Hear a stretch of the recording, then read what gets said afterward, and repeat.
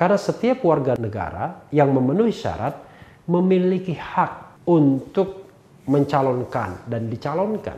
Lalu apa masalahnya? Nah, masalahnya itu, Sobat Era sekalian, ada dua. Satu, kecurangan pemilu. Yang kedua, regenerasi politik.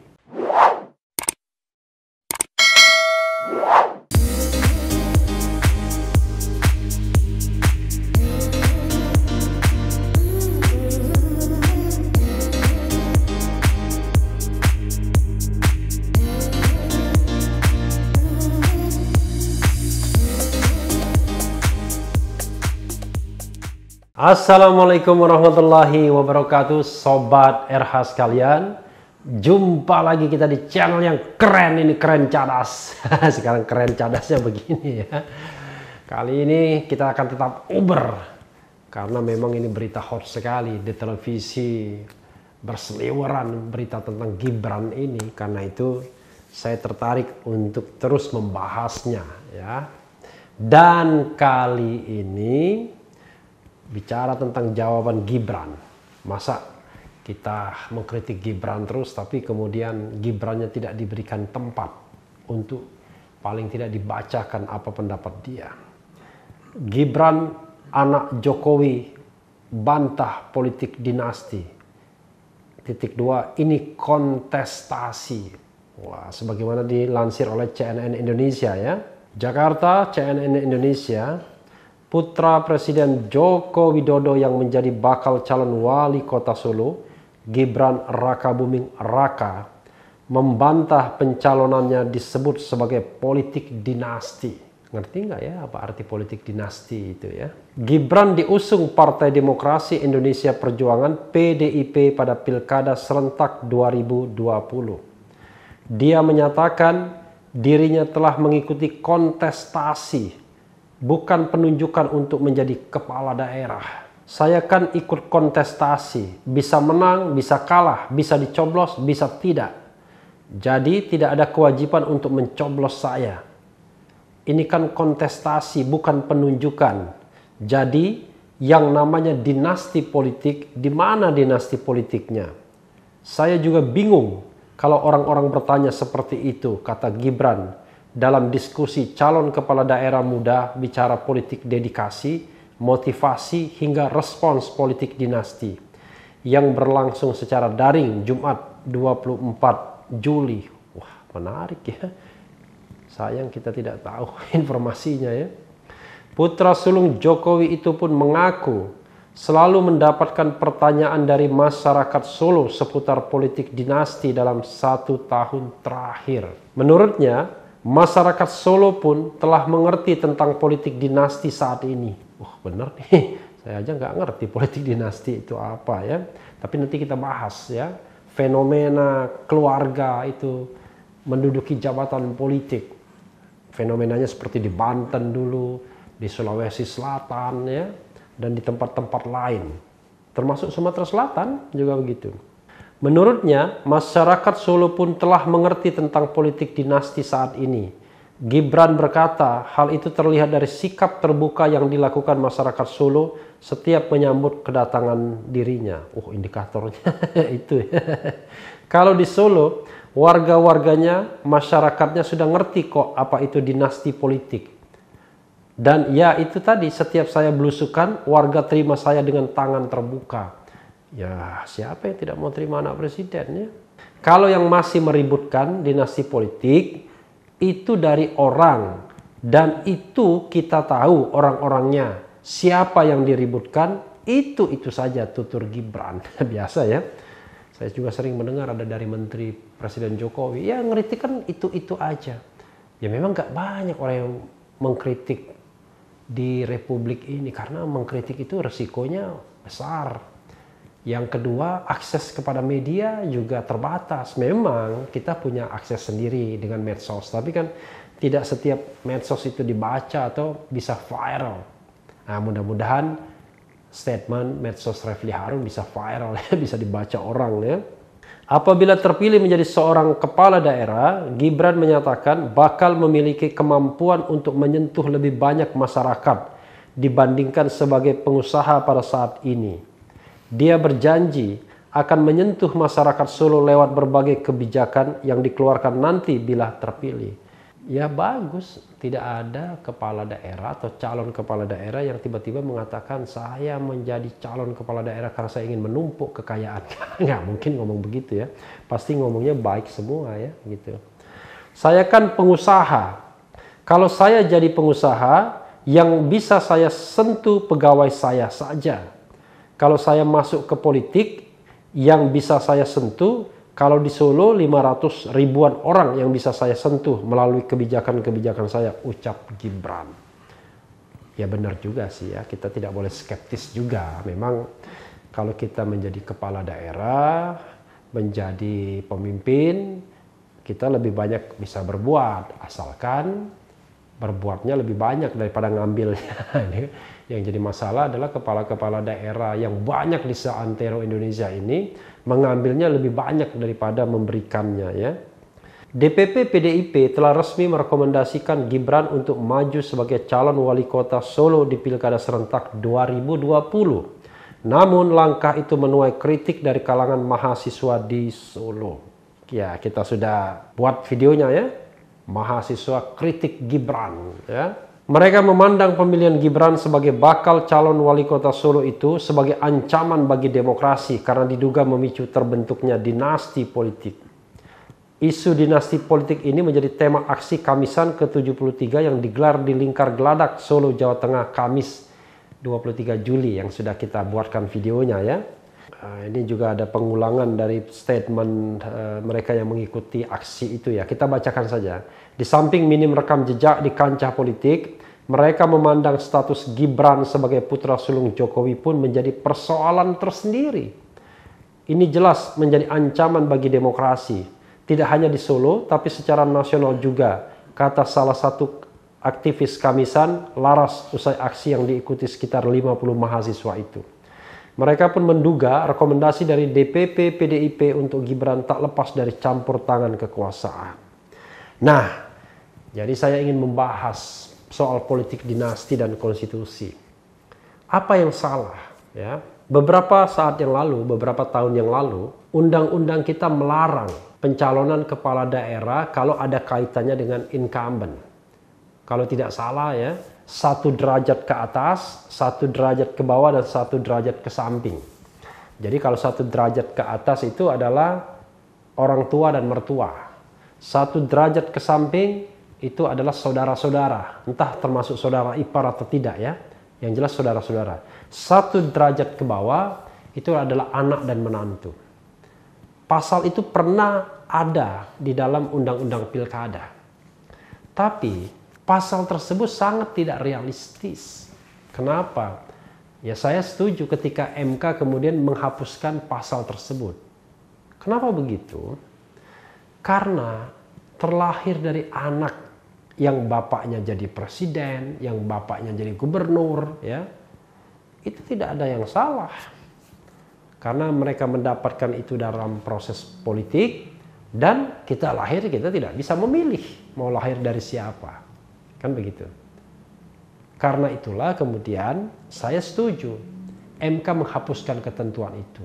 Karena setiap warga negara yang memenuhi syarat memiliki hak untuk mencalonkan dan dicalonkan. Lalu apa masalahnya? Nah, masalahnya itu Sobat Era sekalian ada 2. 1 kecurangan pemilu, yang kedua regenerasi politik. Kalau kita bicara tentang politik dinasti, dulu kan terkenal sekali dinasti Atut di Banten. Ya emaknya, ya anaknya, ya saudaranya, semua jadi kepala-kepala daerah. Sekarang pun masih wakil kepala daerah atau wakil gubernur Banten itu masih kerabat Atut. Kalau nggak salah putranya. Kemudian Tangsel menantunya. Jadi masih ada kerabat lainnya juga yang menjabat di Banten tersebut. Nah, itu politik dinasti sesungguhnya. Jadi Atut mengembangkan dinasti politik dia di Banten. Tapi itu tidak jadi masalah. Yang jadi masalah adalah kalau politik dinasti tersebut dibuat dengan langkah yang curang, yaitu kecurangan pemilu, baik di hulu maupun di hilir. Caranya bagaimana?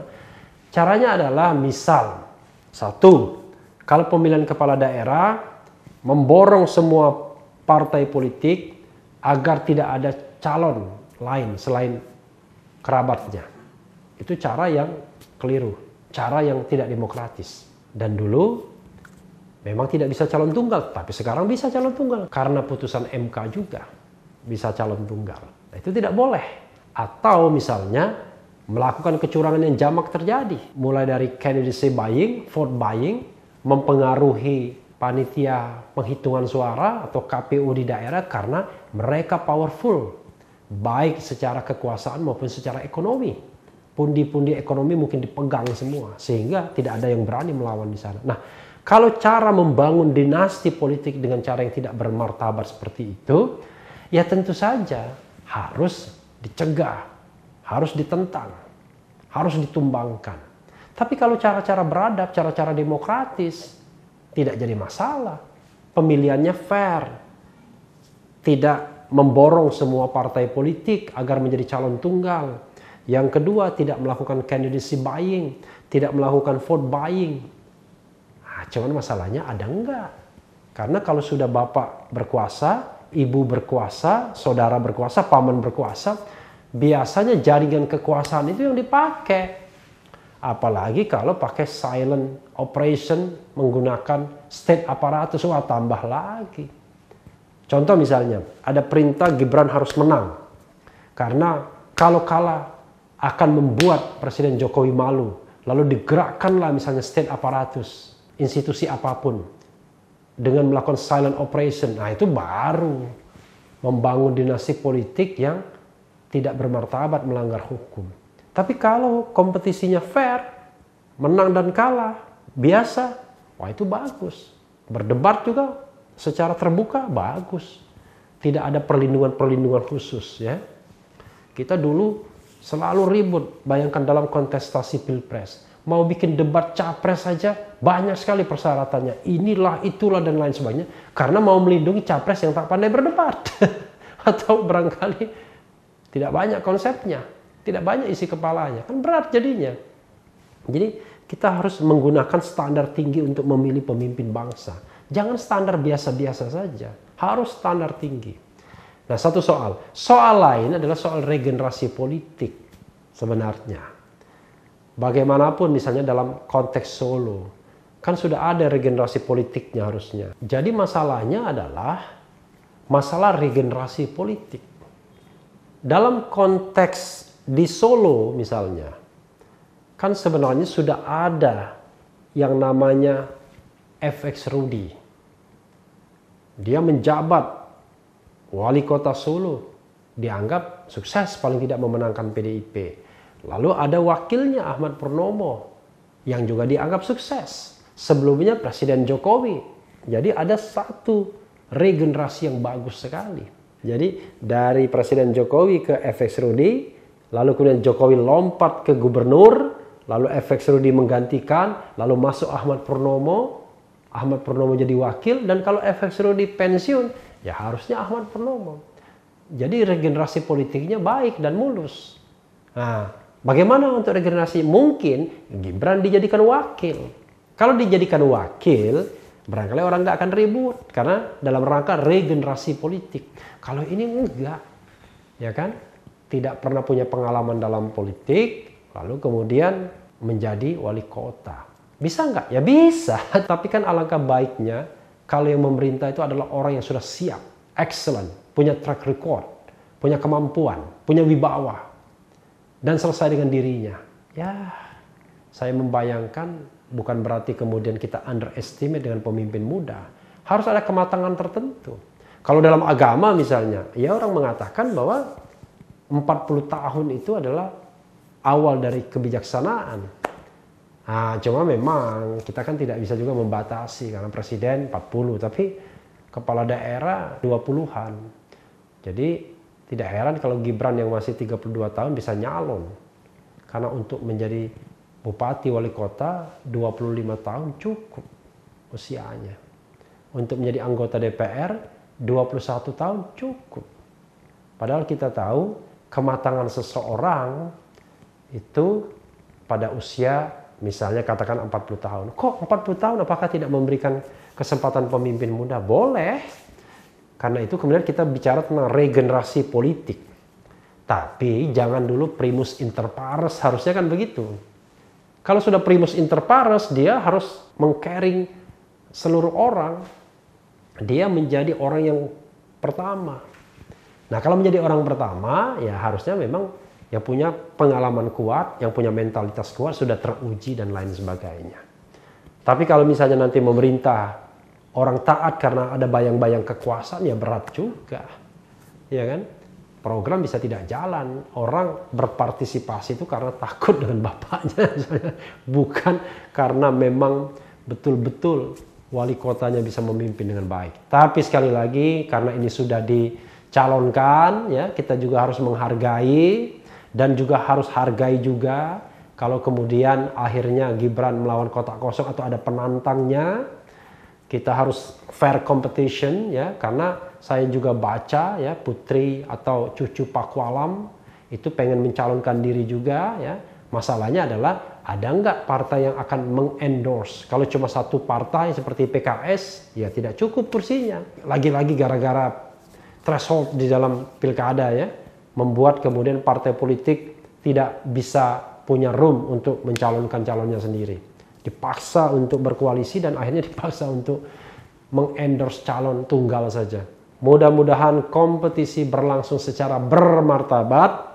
Dan yang penting tetap di channel ini, karena di channel ini Anda akan dirayu, ditipu, dibaperin, dicecar, diumber pula di jalur khusus. Karena channel ini adalah channel yang mengancam, memeras dan membenci. Jangan lupa subscribe, like, comment, and share. Ciao.